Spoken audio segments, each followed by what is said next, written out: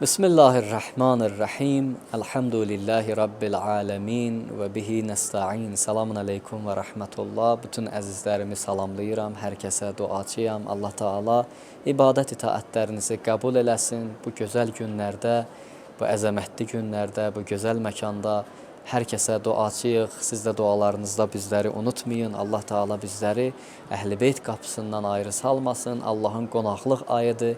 İnşallah biz də bu qonaqlıqdan gözəl şəkildə istifadə edənlərdən olaq. Bugün bir mövzu haqqında danışırıq.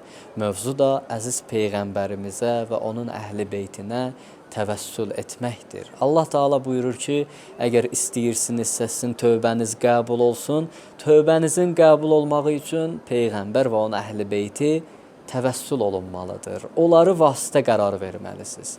Onları vasitə qərar verməklə, onlarla bizim qapımıza gəlməklə biz sizin günahlarınızı bağışlayırıq və sizlərə rəhm edirik. Necə ki biz təvəssül duasında da elə bunu deyirik. Ya vəcihən indəllah, İşfə'lənə indəllah. Ey Allahın yanında uzu ağ olanlar, ey Allahın hörmətli bəndələri, bizim bu günahkarların günahları ilə Allah qapısına gedə bilmirik. Siz vasitə olun, gedək Allah qapısına, ta Allah Taala günahlarımızı bağışlasın. Qur'an-ı Kərimdə də Allah Taala bu mövzuya işarə edir.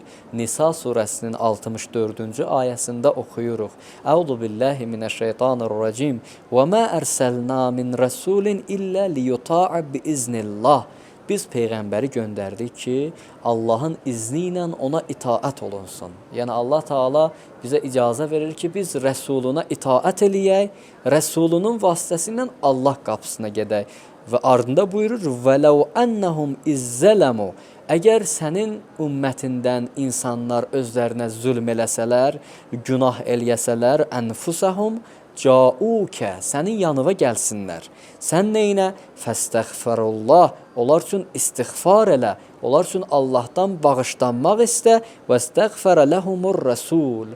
Ey Peyğəmbər, sən ki Allahın elçisisən, həm onlar özləri istiğfar eləsinlər, həm özləri tövbə eləsinlər, Allah qapısına getsinlər. Sən də onlar üçün tövbə elə, onlar üçün istiğfar elə, onların bağışlanmağını Allahdan istə. Ləvəcədullahi təvvəbər rəhimə. Allah Taala da bağışlayandır, rəhimlidir. Siz bu işi görün, tövbə eləyin.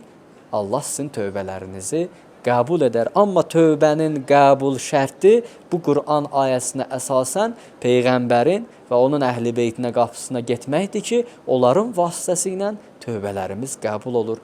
Nə gözəl günlər, nə gözəl ay. Bu günlərdən gözəl gün olmaz. Bu aydan gözəl ay olmaz. Allahın qonaqlıq ayıdır.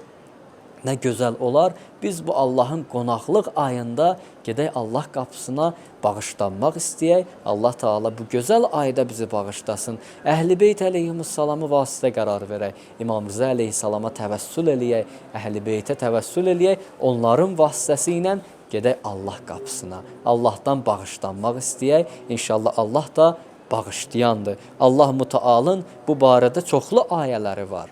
Biz Əhl-i Beyt əleyhissalama təvəssül eləyirik, onlara ibadət etmirik. Bəziləri gəlib deyir ki, siz Əhl-i Beytə ibadət eləyirsiniz, şirk eləyirsiniz. Yox, biz Əhl-i Beytə ibadət yox, onlara təvəssül eləyirik. Bu da Allah Taalanın buyurduğuna əsasəndir. Allahın göstərişinə əsasəndir. Allah Taala buyurur ki, siz Əhl-i Beyt əleyhissalamı vasitə qərar verin, mənim qapıma gəlin. Əhl-i Beytin vasitə qərar verməyi ilə Allah Taala bizi bağışlayır. Niyə? Çünki onlar Allahın sevimli bəndələridirlər. Onlar bir ömür Allah istəyən kimi yaşayırlar, Allah istəyən kimi həyatlarını qururlar. Allah Taala da onların bu zəhmətlərinə görə onları uzu ağ eləyir, onların söhbətini qəbul eləyir, dualarını qəbul eləyir. Biz də onlar vasitəsi ilə günahlarımızı bağışlatdırırıq.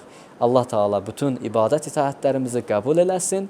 Siz əzizlərimə duacıyam. İnşallah gələn verilişlərdə görüşmə ümidi ilə. Sağ olun, Allah amanında. Assalamu aleykum və rəhmətullahi və bərəkatuhu.